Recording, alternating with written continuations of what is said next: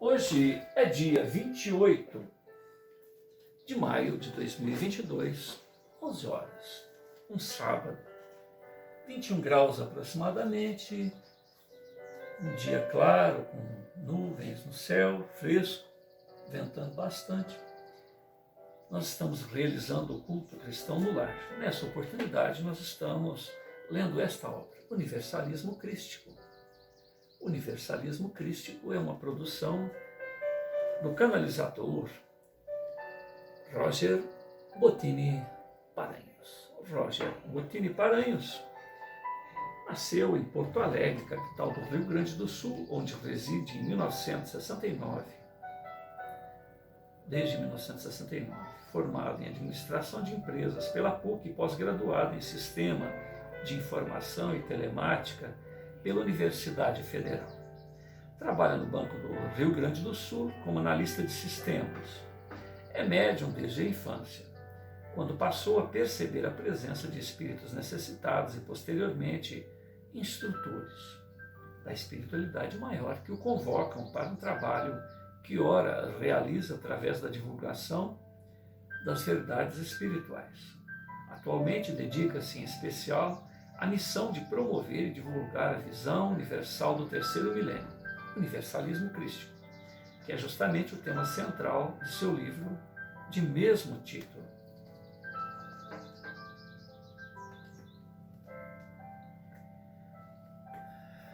Roger Bottini Paranhos, O Futuro das Religiões, Universalismo Crístico, obra mediúnica orientada pelo espírito Hermes, primeira edição, 2007.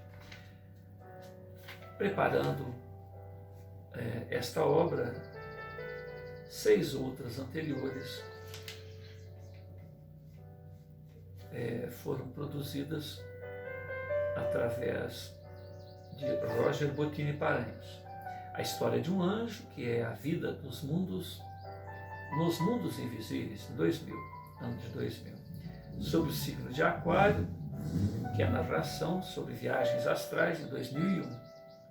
Akhenaton, a revolução espiritual do Antigo Egito, isso no ano de 2002. A Nova Era, orientações espirituais para o terceiro milênio, isso no ano de 2004.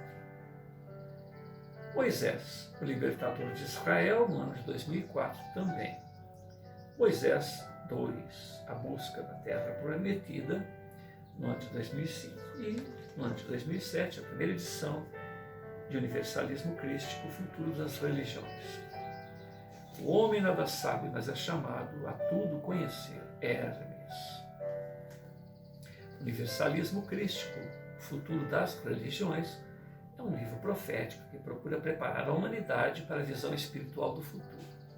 A busca consciente de espiritualidade em oposição à submissão religiosa atual que escraviza ao invés de libertar, adotando uma metodologia simples e filosófica baseada em 3 alicerces principais. O autor nos apresenta a ideia central que procura unir os ensinamentos de todas as religiões e propõe um mecanismo evolutivo que ela se mantenha sempre atual, dinâmica, resolvendo o maior problema das religiões, estagnação em meio a um mundo em constante movimento. Em Desdobramento Espiritual, Roger visita as esferas espirituais superiores e as regiões sombrias do astral inferior para obter a opinião de mestres de luz e magos negros sobre o universalismo crístico. Em uma segunda parte, narra a ação dos precursores da nova era para implantar na Terra a visão espiritual do terceiro milênio. Com uma leveza, um idealismo emocionante, o jovem Rafael, orientado pelo alto ao lado de sua alma gêmea Érica, impressiona multidões com sua sabedoria e lucidez espiritual, inspirando os idealistas e silenciando ortodoxos mais retrógrados. Um livro que funde os estilos já apresentados em Sob o Signo de Aquário e História de um Anjo. Como diz Hermes no prefácio, todo aquele que deseja ser livre à busca da verdade por suas próprias mãos, que nos siga nessas próximas páginas. Então nós estamos já contando a história de Rafael, a página 167. Ele, até então, em 20 dias, fez 3 fóruns, um deles tratando do amor ao próximo e o respeito às opiniões alheias, tendo em vista que cada um de nós evolucionamos por esforço próprio e chegamos onde chegamos. Portanto, opiniões diferentes, visões de mundo diferentes, e que há necessidade de que se estabeleça um acordo, ouvir mais do que dizer. Quem tiver a compreensão desta máxima, ouvir para depois, se possível, se necessário, ter como auxiliar. Sabendo ouvir, se sabe como chegar à equação dos problemas apresentados por outra.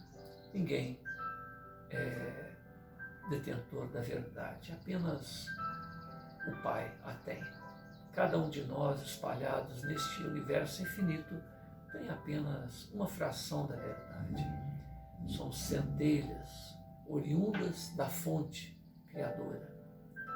E evolucionamos com nosso esforço, portanto, temos experiências individuais, únicas. Podemos partilhar essas experiências, desde que o outro a queira ouvir. E o evolucionar justamente está nesse ponto, estar aberto ao novo.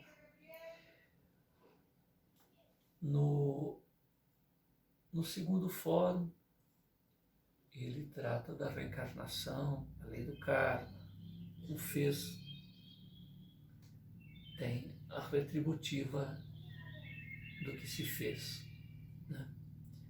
Ao karma positivo, que nos traz o resultado das boas sementes, do bom trabalho, e o karma negativo, que são impregnações de antimatéria através de leis do eletromagnetismo, que nos traz as consequências para o reavaliar, refazer, reparar, reconsiderar conceitos equivocados que fizemos, que decidimos, que sentimos, que pensamos, que optamos por realizar, e com isso temos toda a eternidade para nos acertarmos conosco mesmo, com as consequências dos nossos equívocos. Evolucionando sempre, certamente, a boa parte sempre é maior do que os nossos equívocos. E no terceiro momento, esse evolucionário, estar aberto ao novo, é o motivo de todo esse bate-papo aqui. Um pastor e um padre dão uma lição de vida para Rafael, dizendo que eles conseguiram compreender essa necessidade do diálogo, essa necessidade do ouvir, porque, muito embora ambos tenham linhas de pensamentos próprios, eles compreendem que são filhos do mesmo Pai, estão falando do mesmo Criador e tentam entender a forma, a essência do que representa a maneira de pensar do outro. Porque a formalidade é uma mera conjectura humana, é uma criação que, de repente, passa a ser repetida por outros que sequer sabem o motivo daquela formalidade, daquele ritualismo, e muitas das vezes até destoa do motivo pelo qual ela se iniciou, que geralmente era um motivo temporal, era um motivo imediatista. Tinha lá talvez o seu valor quando foi criado, mas que depois perde totalmente o seu significado. Haja visto, em nome do amor, do perdão incondicional, do oferecer a outra face, do dar para quem pede emprestado, de repente estamos nos armando de palavras, de armas, de ações menos dignas, para propagar o nome, a memória do embaixador do amor na terra, Jesus Cristo, Yahshua ben Yosef, Jesus filho de José. Então, portanto, uma incoerência.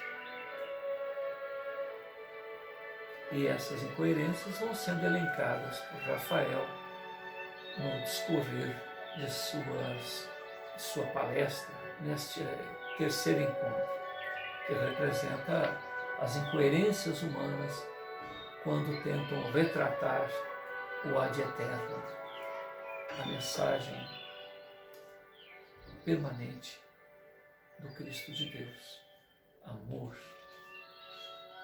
a si, ao próximo e a Deus, respeito a si próprio, ao próximo e a Deus, ouvir a si próprio, compreender-se, entender-se, destrinchar-se para si próprio,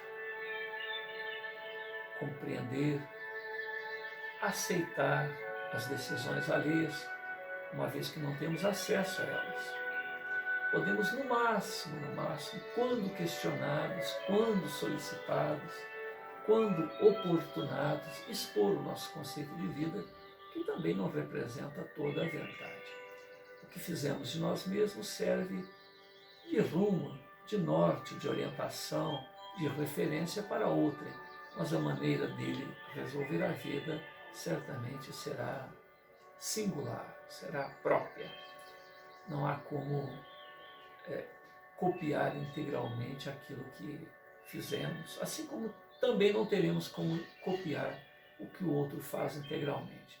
Somamos experiências alheias, juntamos as nossas conjecturas em relação à própria experiência e decidimos de improviso no próprio evolucionar.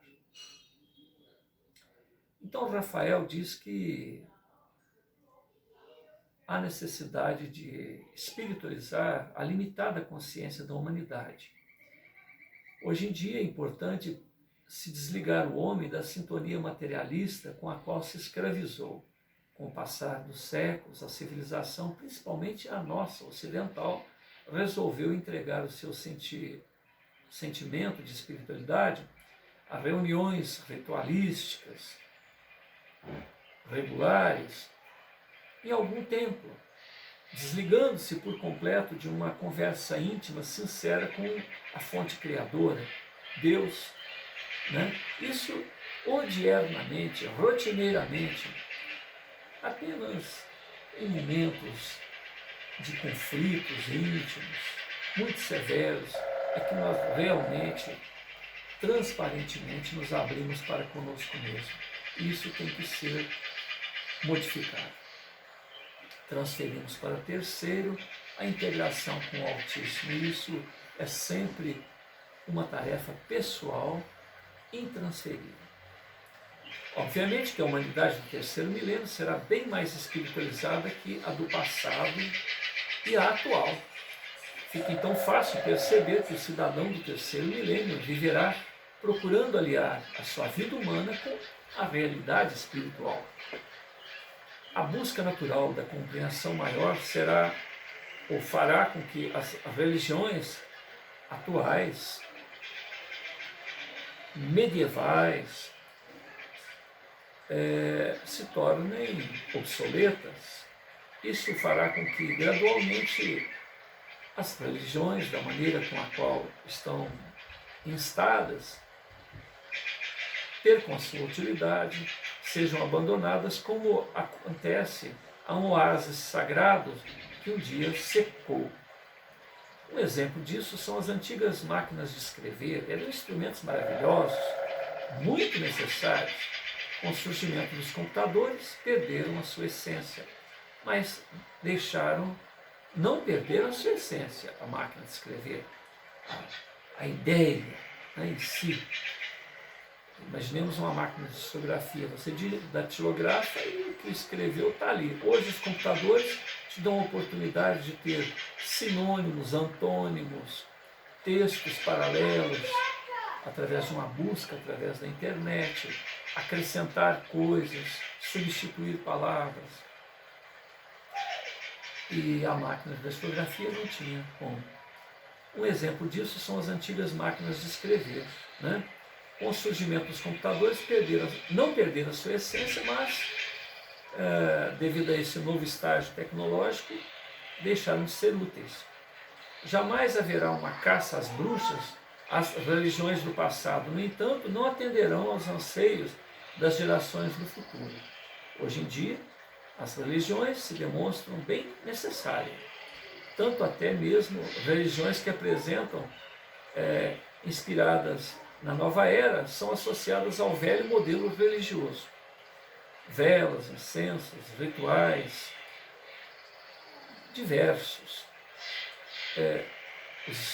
Os mentores espirituais são associados ao papel dos santos, sendo que são apenas nossos irmãos com recursos de experiências intelectivos, recursos até da situação de estarem desencarnados, que nós aqui na Terra temos que, a semelhança quando temos uma deficiência visual, temos que nos amparar numa bengala, temos que nos amparar em sonidos, temos que nos amparar em recursos diversos.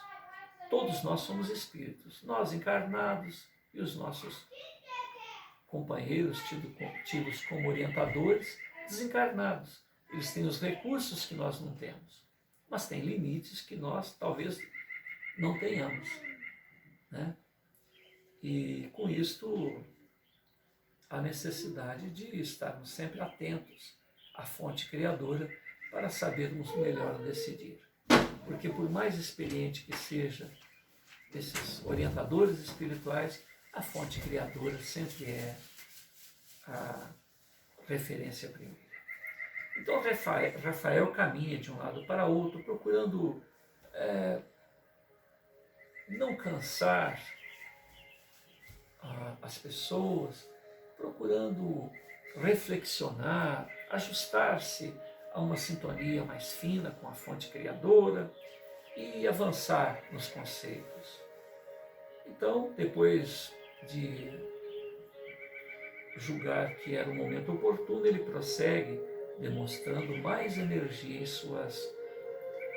seus apontamentos. A busca pelo avanço no debate sobre espiritualidade deve abordar temas importantes, como os dogmas, os diversos dogmas, os rituais, os processos de espiritualização, os processos iniciáticos, a doutrina da graça ou do mérito e demérito do karma, os cultos de adoração. Colocamos o Pai como sendo um agente externo a nós outros, e nós somos seres ressonantes com o Altíssimo, somos parcelas do próprio Altíssimo. Temos a chama crística em germe dentro de nós mesmos, basta fazê-la ressonar e faremos tudo aquilo que o próprio Altíssimo faz. Somos co-criadores. Em resumo, adorar a Deus ou aprender a seguir o seu abençoado caminho? Há respostas para tudo, respostas e questões que sempre estão alicerçadas no amar.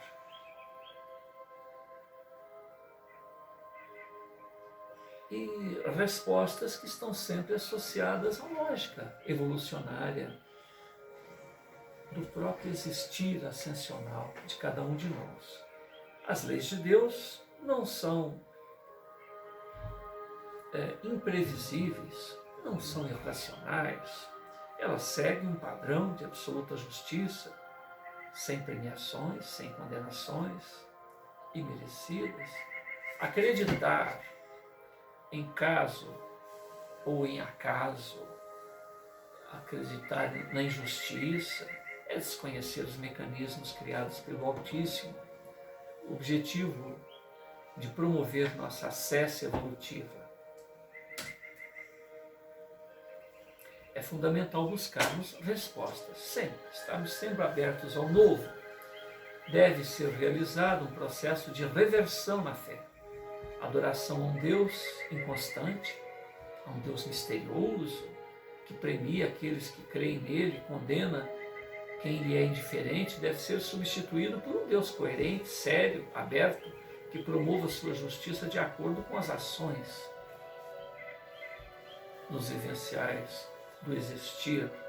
O Criador não espera que o adoremos como um ídolo, ele espera que o nosso amadurecimento espiritual, junto à sábia lei, ame ao próximo como a si próprio.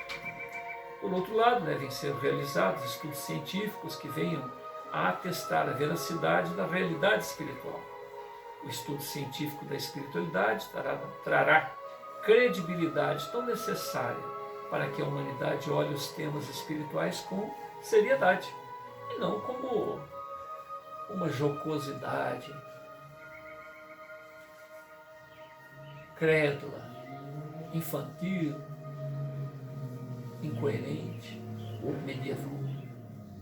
Deverão ser realizados estudos sobre processos de cura espiritual, poder da oração, do psiquismo humano, regressão da memória, terapias de vidas passadas.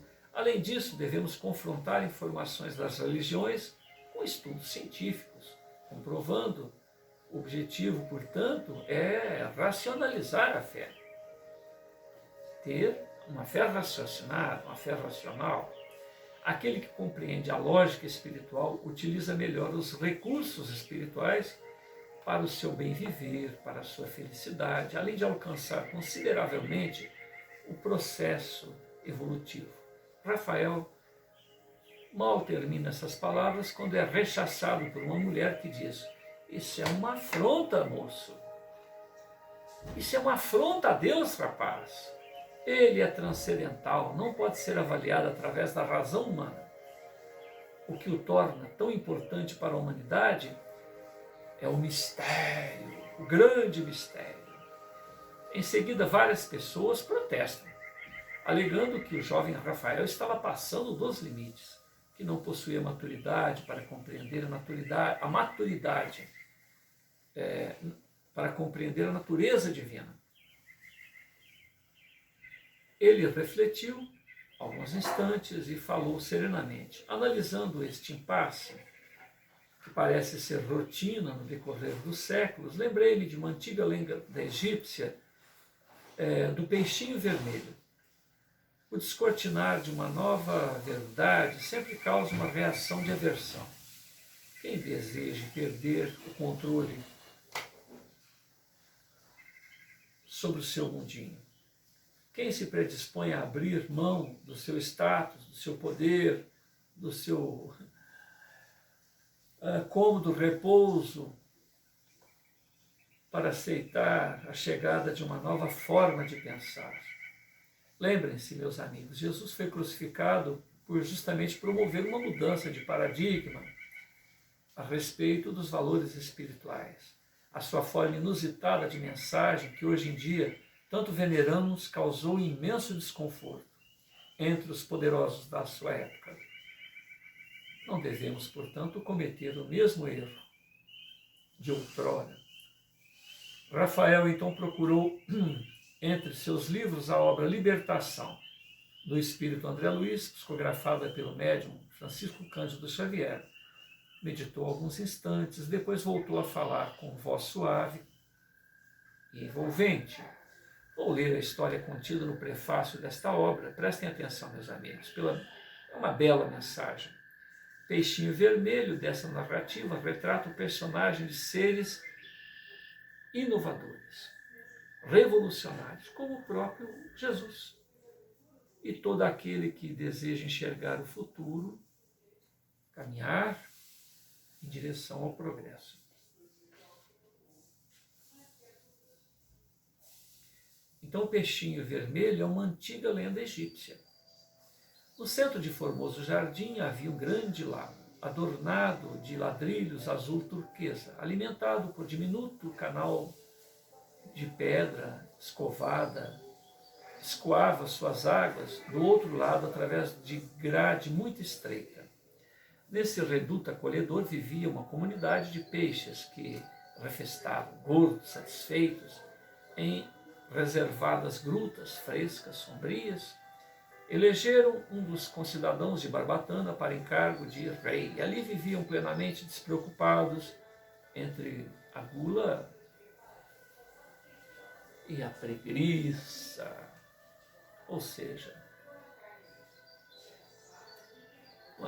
um comodismo, né? Comer, dormir, reproduzir. Junto deles havia um peixinho vermelho, menosprezado por todos, não conseguia pescar, nem refugiar-se de nichos barrentos, refugiar-se em nichos barrentos.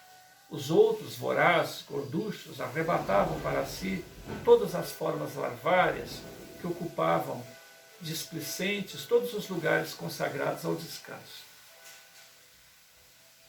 Então eles se alimentavam com as larvas e displicentes ocupavam locais apropriados ao descanso. O peixinho vermelho, que nadasse, sofresse por isso mesmo, era visto em correria constante, perseguido pelo desconforto, atormentado pela fome. Então veja bem, a zona de conforto não pertencia ao peixinho vermelho. Tinha que estar sempre correndo daqui para lá buscando alimento, que os outros comiam vorazmente, ou também no momento de descansar não tinha jeito, porque os outros ocupavam o lugar. Não encontrando repouso no vastíssimo domínio, o pobrezinho não dispunha de tempo para muito fazer e começou a estudar a sua situação com bastante interesse, estudar o local onde se encontravam. Deixou de prestar tanta atenção à comida e ao descanso e estudar, avaliar o local em que estava. Fez inventário dos ladrilhos que enfeitavam as bordas, arrolou todos os buracos e sabia com precisão onde se reuniria a maior massa de lama por ocasião dos aguaceiros. Depois de tempos, à custa de longas peregrinações ou perquirições, encontrou uma grade de escoradura à frente da imprevista oportunidade de aventura benéfica.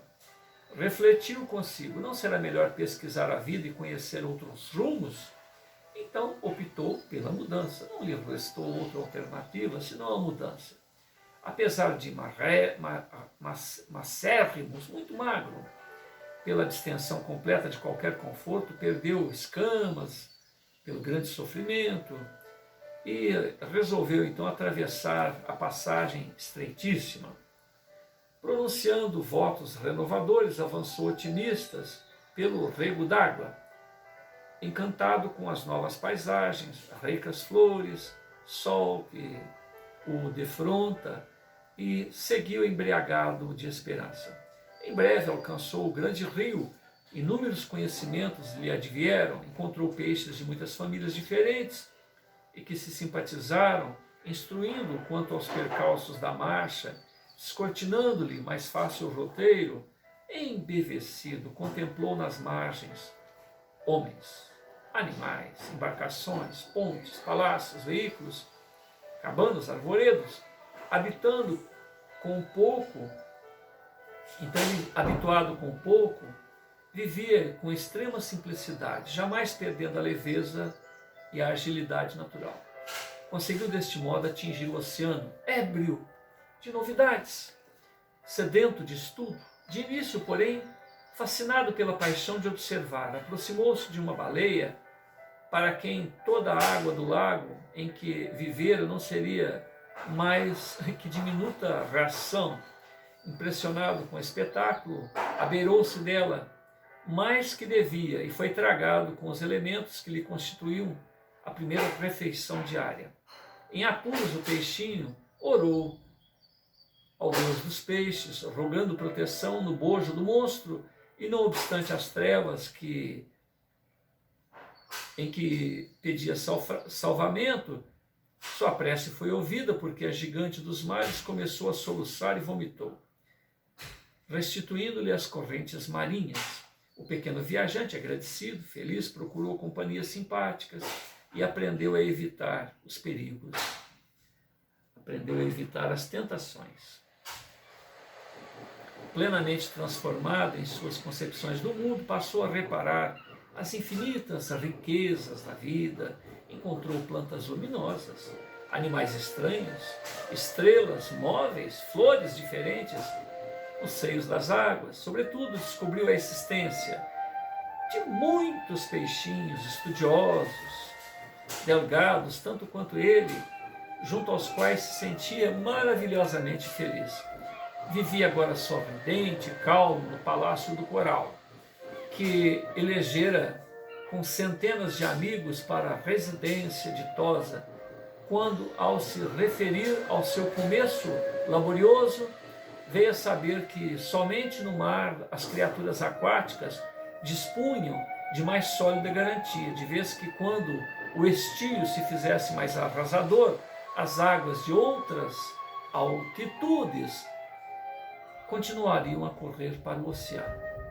O peixinho pensou, sentindo imensa compaixão daqueles com quem convivera na infância, deliberou consagrar-se à obra de progresso e salvação deles, passar-lhes a informação que detinha em si próprio. Não seria justo regressar A peteca. e anunciar-lhes esta verdade que desvendou? Não seria mais nobre ampará-los, prestar-lhes a tempo valiosas informações que obtivera? Então não hesitou. Aí que é a peteca. Deixa eu terminar. Fortalecido pela generosidade dos irmãos benfeitores com que eles viviam ali no Palácio do Coral, compreendeu que eles viviam, empreendeu comprida viagem de volta, tornou ao rio, o rio dirigiu-se aos regatos, do regato caminhou para os canais que o conduziu até o primitivo lar. Esbelto, satisfeito, como sempre, pela vida de estudo e serviço que se devotara, varou a grade, procurou ansiosamente os velhos companheiros, estimulado pela proeza de amor que efetuava, supôs que seu regresso causasse surpresa, entusiasmo geral. Certo, a coletividade inteira lhe celebraria o feito, porém, verificou que ninguém se mexia. Todos os peixes continuavam pesados, ociosos, refestelados nos mesmos ninhos lodacentos, protegidos por flores de lótus, onde saíam apenas para disputar larvas, moscas, minhocas desprezíveis. Gritou que voltara, mas não houve quem lhe prestasse atenção, porquanto ninguém havia lhe dado a ausência dele, sequer deram falta da ausência dele. O soberano, algo entorpecido pela mania de grandeza, reuniu o povo, permitiu que o mensageiro se explicasse. O benfeitor, desprezado, valendo-se do ensejo, esclareceu com ênfase que havia todo um mundo líquido, glorioso, sem fim, à disposição de todos eles. Aquele poço era insignificante, que poderia desaparecer de um momento para outro. Além do escoradouro próximo, desdobravam-se outra vida, outra experiência. Lá fora corriam regatos ornados de flores, rios caudalosos, abundantes em todos os sentidos, repletos de seres diferentes. Enfim, o mar, onde a via aparece cada vez mais e mais surpreendente, rica. Então ele descreveu tainhas, salmões, trutas, tubarões, deu notícia do peixe-lua, peixe-coelho, peixe-galo do mar, contou que vira o céu repleto de astros sublimes, que descobriu árvores gigantescas, barcos imensos, cidades praeiras, monstros terríveis, barcos submersos, estrelas do oceano. Ofereceu-se para conduzi-los ao Palácio Real, onde viviam todos, prósperos, tranquilos. Finalmente os informou de que semelhantes felicidades, porém, tinham um preço. Deviam todos emagrecer, convenientemente, abstendo-se de devorar tanta larva, tanto verme, nas grutas escuras, aprendendo a trabalhar, a estudar, quando era necessário a jornada venturosa. Antes de terminar, gargalhadas estridentes coroaram-lhe a preleção. Ninguém acreditou nele. Alguns oradores tomaram a palavra, afirmaram solenes que o peixinho vermelho delirava, que outra vida além do poço era impossível, que aquela história de riachos, rios, oceanos era fantasia daquela mente demente. Chegaram a declarar falta de respeito ao Deus dos peixes, que trazia olhos voltados unicamente para eles. O soberano da comunidade, para melhor ironizar o peixinho, dirigiu-se em companhia dele até a grade de escoamento e tentando de longe a travessia, exclamou: não vês que não cabe aqui nenhuma só de nossas barbatanas? Tolo, vai-te, não nos perturbe. O lago é o centro do universo. Ninguém possui vida igual à nossa.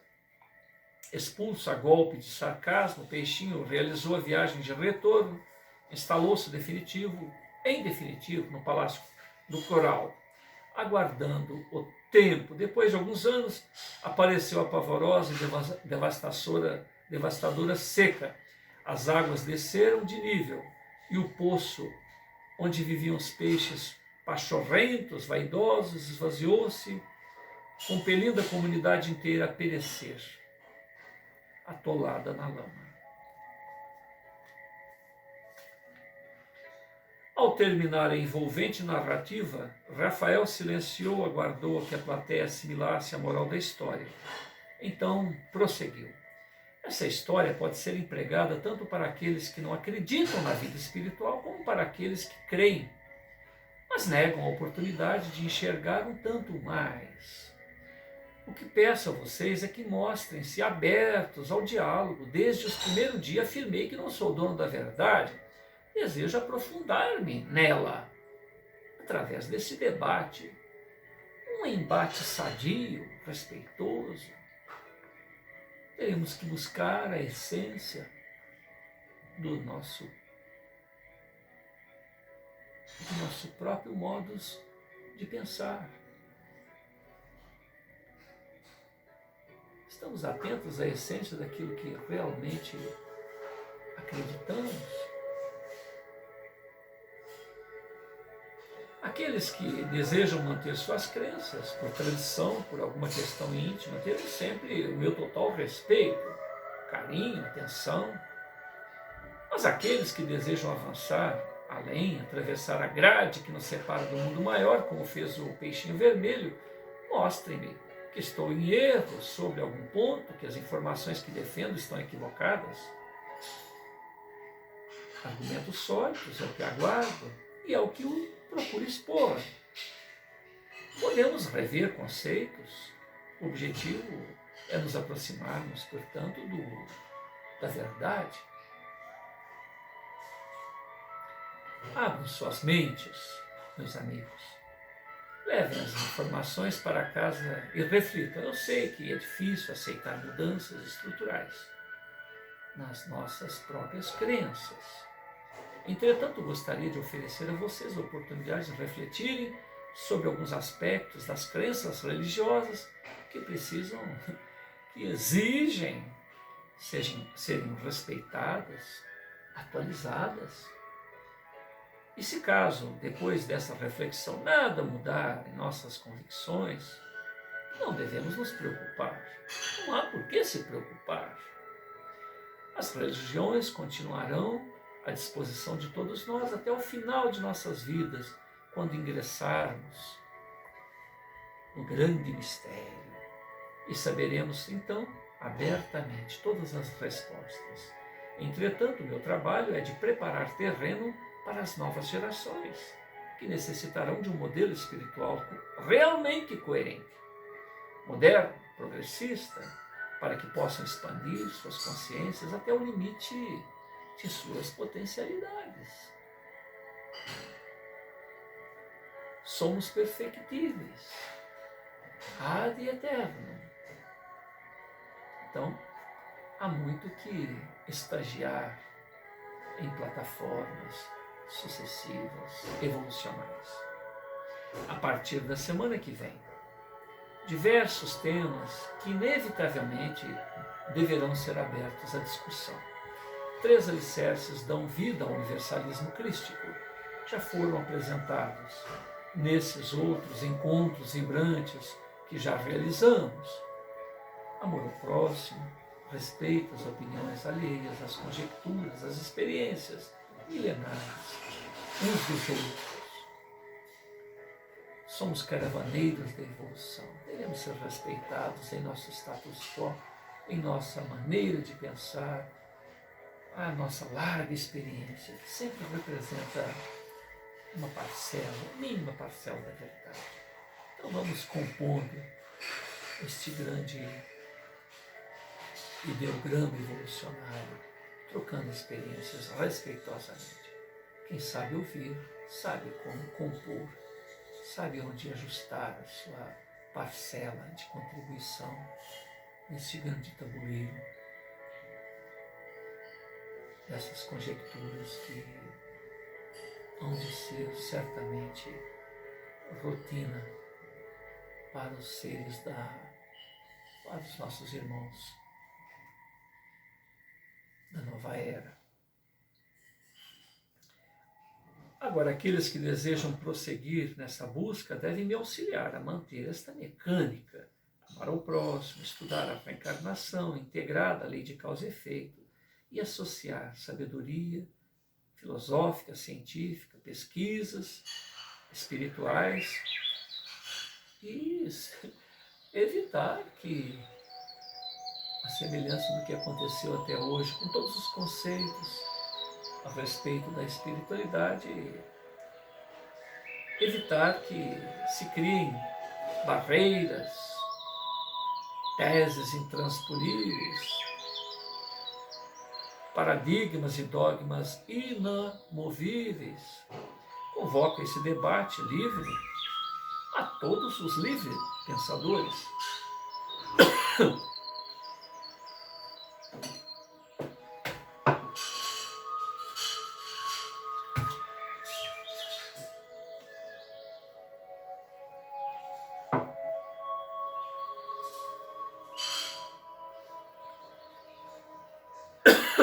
Então devemos meditar sobre novas ideias, sem preconceitos, manter o dinamismo, manter a humildade. Nada sabemos, somos convocados a tudo conhecer.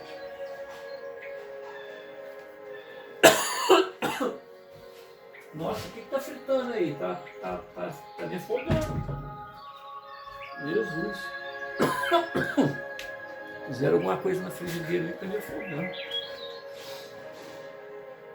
Então, manter o dinamismo, manter a humildade para reconhecer o valor, a oportunidade de conhecer opiniões alheias. Eis o segredo para atingirmos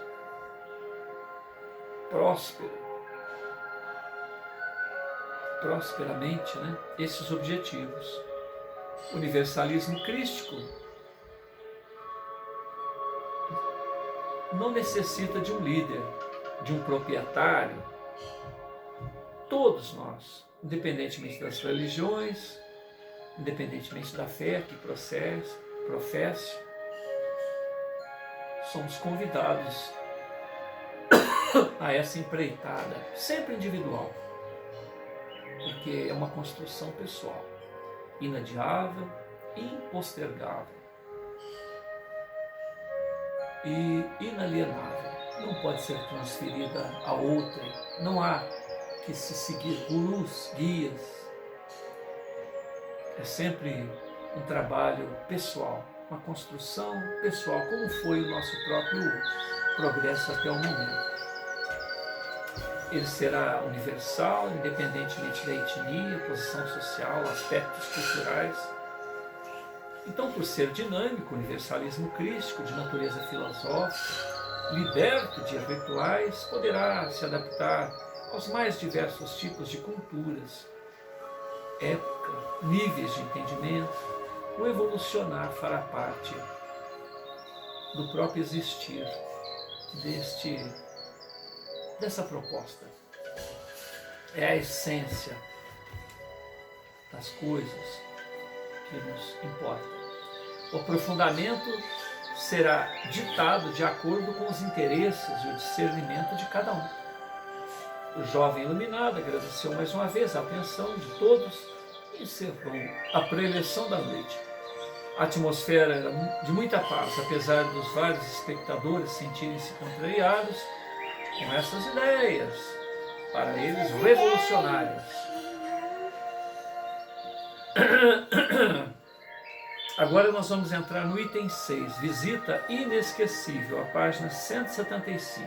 E faremos essa leitura na próxima oportunidade. Fecha a porta para mim, senta aqui pertinho. Sem barulho, Bernardo. Fechar sem barulho. Agora senta aqui. Esse é Bernardinho, meu netinho. Tem 7 anos, né, Bernardo? É isso? Fez que mês? Em março, ele fez 7 anos. Então ele tem 7 anos e 2 meses. Né? Vamos fazer uma prece? Você faz a prece? Vovô, para encerrar? Faz. Pai nosso que estás no céu, santificado seja o teu nome, reina nosso reino, seja feita a nossa vontade, assim na terra como no céu. O pão nosso de cada dia nos dá hoje. E sempre. Que? Hoje e sempre. Hoje.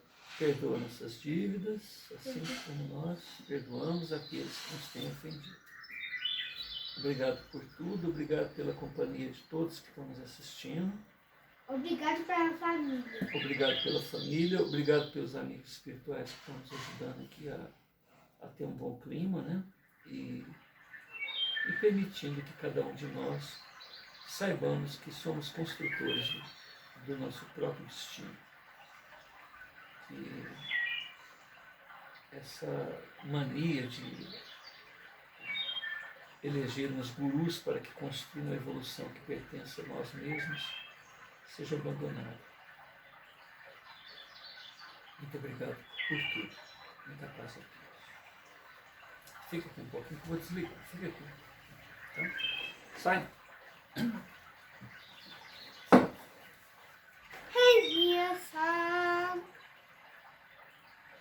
Cantar? Não, tô indo. Posso desligar? Aham. Então fala tchau mais uma vez. Tchau!